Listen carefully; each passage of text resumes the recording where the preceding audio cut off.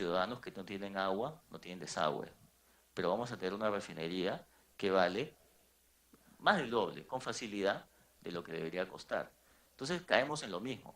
Ahora, me parece que proyectos de este tipo, felizmente Chinchero no se cayó, pero proyectos de este tipo son realmente los que hay que prestarle atención porque son miles de millones de dólares con los que hablamos con alegría, pero digamos, esto significa escuelas, eso significa colegios que no se hacen, ¿no? Eh, uno se pregunta en este tipo de proyectos, ¿no? A ver, es tan difícil la reconstrucción. Fíjese que han pasado ya muchos meses del desastre del Niño Costero y la reconstrucción lamentablemente todavía está sobre papel, ¿no? Y ojalá pues que se pueda reconstruir rápido, aunque ya sabemos que viene la época de lluvias y no se puede construir sino hasta que pasen las lluvias. Entonces van a pasar varios meses. Entonces uno se pregunta cómo nuestro Estado es lento, ¿no? Para reparar vías de comunicación, escuelas, puentes, ¿no? Pero es muy rápido para, por ejemplo, concesionar la interoceánica, ¿no? En la que no solamente se resuelven los problemas, sino se resuelven los problemas a la velocidad del rayo. ¿No? Llega un comunicado de Contraloría y en 3 horas está resuelto todo. Se contrata un estudio de abogado, se recibe su opinión. Entonces, ese tipo de eficiencia, de diligencia, podría ponerse pues en mejor uso en proyectos como la reconstrucción, ¿no? Bueno, pero ese es un comentario. Entonces yo pienso que Y en esta estadía damos la bienvenida al congresista Salvador Jerezi. Continúe, por favor. congresista, ¿cómo está? Entonces yo no sé cuánto es ineficiencia, cuánto es corrupción, pero hay proyectos en los que yo creo que hay que tener, ¿no? El gasoducto, ¿no? El gasoducto era un proyecto privado que costo de capital el 2008 era 1.300 millones. El 2014, que es este año para mí, el año horrible de las concesiones en nuestro país, probablemente en la historia de la República el peor año, ¿no? Se concesionó costo de capital más de 4.000 millones, más mantenimiento 7.300 millones de dólares. Entonces, una pregunta interesante, y recuerdo como el señor Jorge Barata, en algún momento él trataba de justificar diciendo pues que había habido inflación en el mundo, ¿no? Lo cual, sí, siempre hay un poquito de inflación, pero no para que pase de... Y básicamente era un proyecto que hay ya sospechas de corrupción, pero se había hecho enorme, sobredimensionado por un detalle. En mi consideración, el proyecto del 2008 no tenía garantía pública, es decir, el riesgo era para el privado. Cuando uno hace un proyecto podría ser que no hay la suficiente demanda, que las reservas de gas no son las que uno piensa, esos son los riesgos de la actividad privada. El proyecto del 2014 tenía ingresos garantizados que valían 912 millones de dólares al año, la garantía, ¿no? Entonces, claro, cuando uno tiene ingresos garantizados, si me van a garantizar que yo tengo un restaurante y me van a garantizar un cierto número de menús, yo digo, espérate, se me ha ocurrido que mi restaurante puede ser más grande, ¿no? Y eso es lo que ha pasado. Entonces, yo no puedo aseverar que haya corrupción en el gasoducto, porque no tenemos una sentencia judicial, pero sí puedo decir que hay enorme ineficiencia y que la probabilidad de que no haya corrupción es muy baja, porque ese tipo de ineficiencias normalmente son corregidas en algún momento tratándose de un proyecto de es el contrato público más grande de la historia del Perú. Entonces, hay muchos ojos que han visto ese proyecto, ¿no? Y, por si acaso, es un proyecto en el que todavía no se ha terminado, porque el contrato fue incumplido por Odebrecht, fue resuelto por el Estado peruano el 23 de enero de este año. El Estado peruano tiene un año para activar la cláusula anticorrupción, en cuyo caso no se le paga nada al concesionario, y si no lo hace, tiene que pagarle, ya sea licitando y vendiendo los activos de la concesión o simplemente reconocerle la inversión. Y tenemos un año de plazo o nos exponemos a una demanda internacional, ¿no? Pero digamos, esos son casos en que y yo sé que es muy difícil ir pues cambiar este dato, que en el Perú la maquinaria de equipo cuesta 30% más que en Chile. Ya, eso es más difícil. Pero por lo menos estos mega casos, yo pienso que sí hay que echarles una mirada, ¿no? Eh, la deuda de las empresas. Mire, del total de la deuda tributaria, que es lo que usted alude, primero, esta deuda es millonaria, efectivamente, y muchas de los deudores son empresas muy grandes, ¿no? Esto está pues en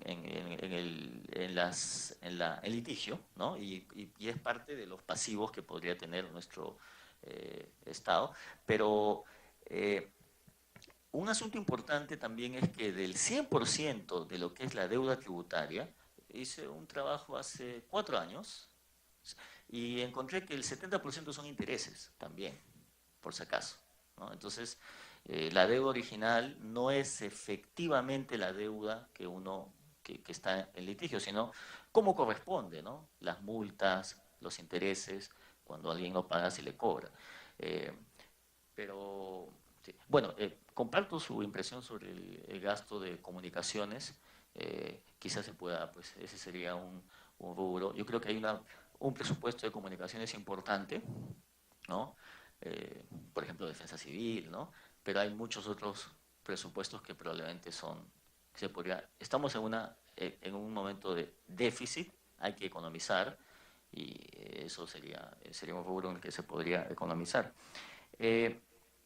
La pregunta del congresista Morales sobre las APP, me parece que, bueno, más o menos he visto, sí, ¿no? He contestado. ¿Cuál es la pérdida de la corrupción? Es bien difícil saber. En el caso de la interoceánica, probablemente más de 2.000 millones de dólares. Ahí comenzamos, 1% del PBI. En el caso del gasoducto, si no se hubiera paralizado, el valor presente de esta garantía eran 11.000 millones de dólares. Entonces ya estábamos sumando, ¿no? El sobreprecio en la línea 2, 3.000 millones de dólares. El sobreprecio en Talara, 3.000 millones de dólares. Entonces ya uno va escalando y no estamos hablando de proyectos que se hayan podido hacer a nivel de las regiones, en los que también puede haber habido mucho sobreprecio. Y bueno, pues tiene que haber investigación y tiene que encontrarse cuánto de esto este dispendio puede atribuirse a la corrupción. La pregunta del congresista, el presidente Reati, de los pasivos contingentes. Mire, hoy esos pasivos contingentes se estiman son 11% del PBI. O sea, no están incluidos en la deuda, pero son obligaciones que serían sentencias, laudos arbitrales, obligaciones en APPs. Pero una parte importante es que no están las pensiones, la ONP. Necesitamos una reforma de pensiones porque tenemos, a pesar que no hay pensiones para muchos, igual la ONP no está en equilibrio. No estamos hablando de las AFP, sino la ONP, ¿no? Y la ONP es atractiva para muchas personas de ingresos más bajos, porque tiene una pensión mínima, que no existe en el sistema privado. ¿Cuánto es el déficit de la ONP? Nadie sabe. Honestamente, se desconoce. Pero fácilmente podríamos estar hablando de otro 10% del PBI o un número entre 8 o 10% en el déficit, lo que se conoce como el déficit actuarial. Que eso se convierta en un pasivo real, en nuestro país usualmente nuestro Estado lo que ha hecho es no cumple pues con la obligación, pero en términos por lo menos de contabilidad sí deberíamos estar pensándolo, ¿no? Lo de Talara, mire, yo pienso que es un proyecto que hay que evaluarlo bien, hay que saber cuánto es el costo, cuánto va a ser el costo final, cuál sería la penalidad por incumplimiento y cuánto es el avance real, ¿no? Lo de los bonos. Esta es una pregunta recurrente. En mi consideración, no hay otra forma. Digamos, se vienen vencimientos, hay que refinanciar. Como la pregunta del congresista Miyashiro, ¿no? Uno tiene que se le vence la obligación y precisamente el reperfilamiento consiste en matar la deuda vieja con deuda nueva. Lo que sí, tiene que haber la mayor transparencia sobre cómo se pagan las comisiones, cómo se seleccionan los agentes que ayudan a colocar esta deuda. Pero a menos que tengamos un milagro pues, en las finanzas públicas en los siguientes 3 años, vamos a seguir en déficit y vamos a tener que tener este proceso de refinanciamiento probablemente en algún momento en los años venideros. ¿Chinchero sería otro Talara? Bueno, felizmente no. Yo pienso que la diferencia, primero, por lo que ha trascendido, el Ministerio de Transportes estaría negociando con el consorcio, con el concesionario, ¿no? Con Kunturhuasi. Y ojalá que esa negociación llegue a buen término, pero lo importante ahí es que la adenda que se firmó le da una ventaja a Kunturhuasi que no tenía, ¿no? Es decir, Kunturhuasi con el contrato del 2014 simplemente no cumplía con el cierre financiero que era obligación del consorcio, es decir, estaba obligado, es como que presente un estudio de impacto ambiental, tiene que obtener la aprobación, se liquidaba el contrato y ahí se terminaba el asunto. Una vez que se firmó la adenda, ya se le da, y además el propio Estado la incumple, ¿no? Porque era lesiva, pero digamos estamos en elegir entre dos males, le puede causar esto al Estado pues, un perjuicio si es que hay una demanda internacional, ¿no? La pregunta es del congresista Lescano. Mire, esta refinanciación, en mi consideración, no se puede evitar y de hecho la hacemos, es imposible si además tenemos ingresos en caída. De hecho, el marco macroeconómico y el presupuesto me parece que son un poco optimistas porque tienen un grado de optimismo que quizás se podría revisar y ser más realistas, porque se está proyectando para el 2018 un aumento en los ingresos del 5%, ¿no? Cuando más bien tenemos caída en los tributos. Este aumento en los ingresos, básicamente, para que se produzca, lo que tendríamos que tener es que los precios de los metales sigan aumentando sostenidamente.